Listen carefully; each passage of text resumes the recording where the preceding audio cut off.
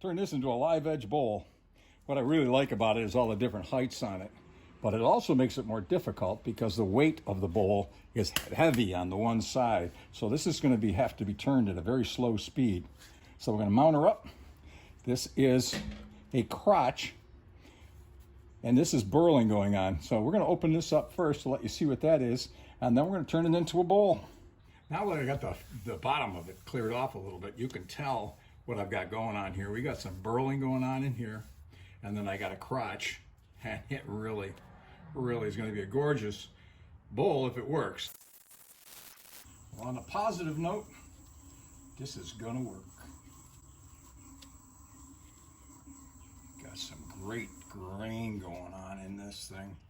Terrific. Keep going at it.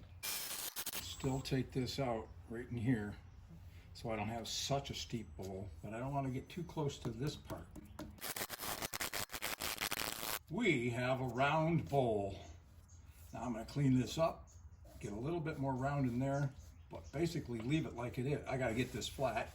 This has got to be ready for sanding when I get done here. We got the bowl flipped around, but still, because it's so out of round, I cannot get my speed up. This is so heavy on this one side and so light on this side that we have to cut this at 400 RPM. This lathe will not let me go higher than that. Maybe I can talk my wife into a bigger one. Starting to show up the wings. I definitely want to take this in thinner, but because the walls are so straight, I got to go in quite a ways before I can catch up with this spot right here.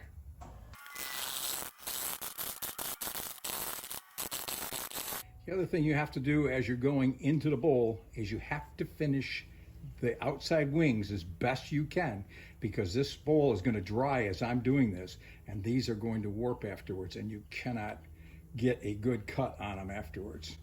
So you got to clear this out, get this down, and then clean this up as best you can so it's just ready for sanding before you go into the rest of the bowl.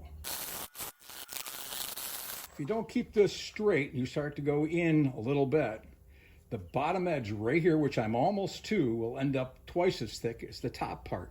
So you really have to stay pretty much true all the way through till you get to the bark, and then you can come across. But that's my thickness. I'm not going any different on that, but I'm gonna straighten it up a little bit so it comes in straight through there.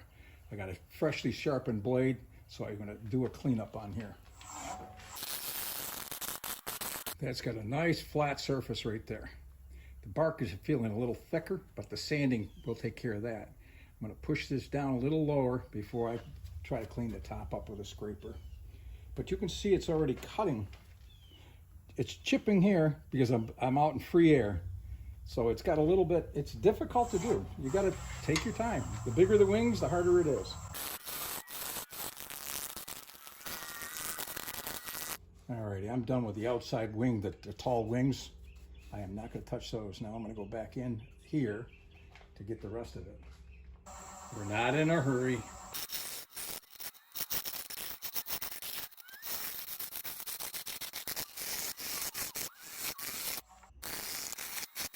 Alrighty, I'm going to clean up my wings again. Almost through. This is why you have to keep it pretty straight on the walls. See how thick it is right here? So I got to straighten that back up again and go in a little deeper. We are through. That is the same there. That is good. We just got to get in deeper yet. Wow. We did it. Now I'm going to put some super glue on this. Keep that bark on as best I can.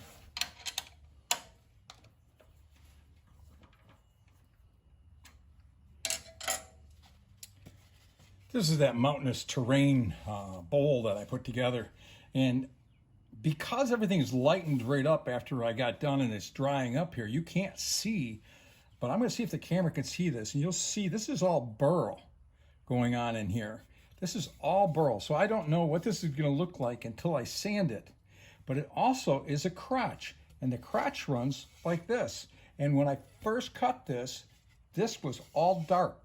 So when we get done, you can see a little bit of the darkness here when I put the oil on it, it'll bring it back out again. Another thing I wanted to point out is all the bark on the outside here has been super glued to the bowl. So I got super glue saturated into the bark to give it some firmness, because when I sand it, that way I can get it nice and smooth.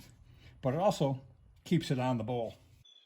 This is a piece of live oak. Live edge on it, and also it is a crotch of a tree, and the burling where the V of the crotch came in just turned out really, really nice. I'll show you that as we flip it over, but there's all kinds of striations in the wood itself that just add colors to it. I like it when there's a dark accent to a bowl, and the bark really does do that.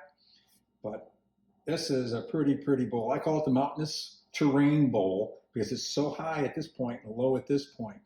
And right in here, we've got burling going on. And as I flip it over, you can see this is all burl in here. And this is where the crotch of the tree is that came in like this and like this. So this is just wood that just grew in different directions. It's really, really cool.